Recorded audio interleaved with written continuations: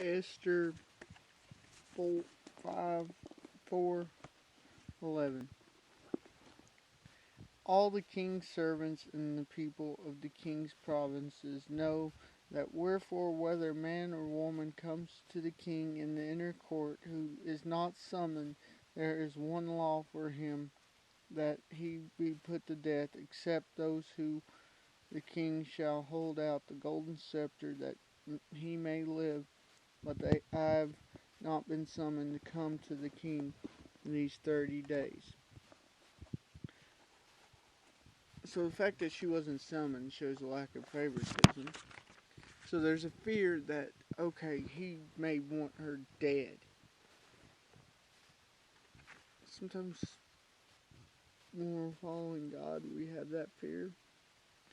And when we're doing right, we have that fear. But we've got to do what he leads us, regardless of it. Daniel 7, 1 through 5.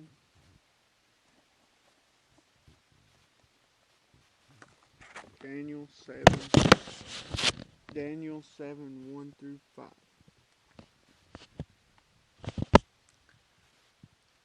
In the first year of the reigns of the king of Belshazzar of Babylon, which we know from history that we know from scripture he took reign from his father because his father was going crazy. We know through scripture, through history, that he kind of rolled over, even though his father was still alive, although they don't know why, because it's a miracle, so they completely reject it. Daniel had a dream and visions in his mind and was sleeping. When he woke up, he wrote down the dream. This is how the narrative began.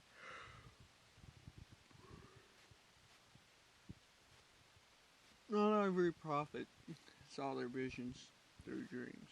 Daniel did. And Daniel's dreams meant something.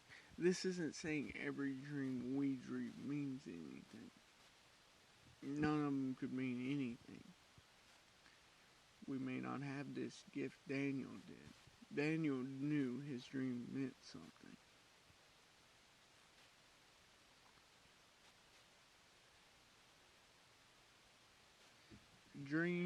Difference between dream and visions. Dreams, you're sleeping. Vision, you're wide awake.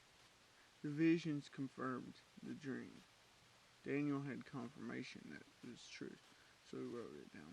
Verse 2, this is describing it. Daniel said, I saw the following in my vision. The four winds of heaven stirred up a great sea. Now, sea oftentimes describes people. The wind describes God. So this is saying Daniel saw God shaking up people, which most likely refers to the kingdoms,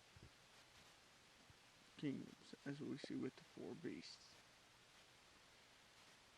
Verse 3, and the four beasts, each one different from one another, came out of the sea.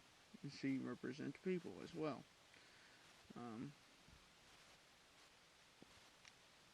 So these beasts came from the people.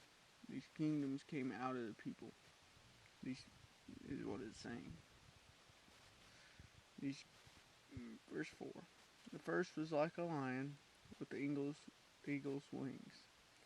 Now, both of these were symbols of Rome. But Rome would be later represented.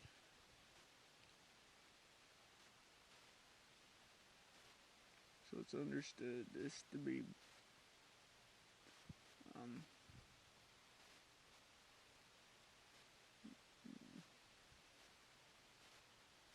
Babylon. Yes, Babylon.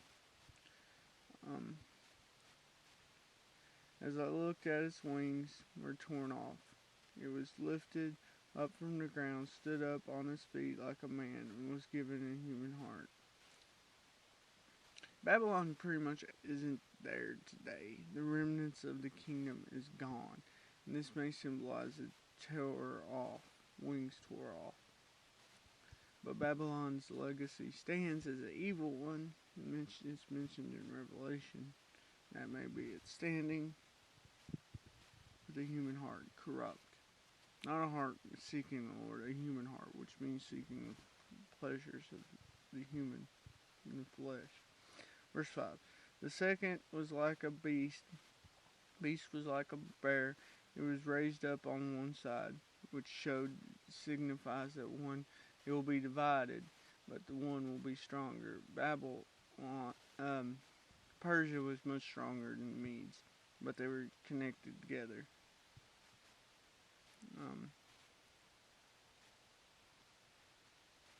And had 3 ribs on its mouth between its teeth. These symbolize Babylon, Egypt, and another nation that they conquered to set up their kingdom.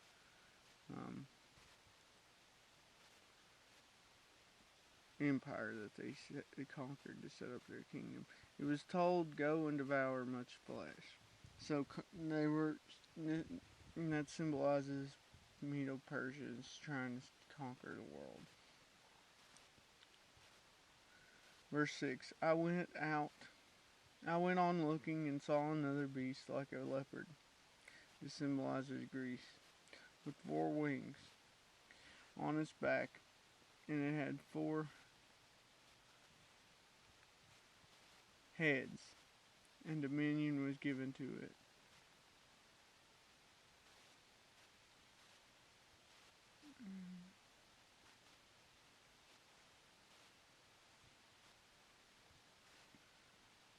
I'll stop right there.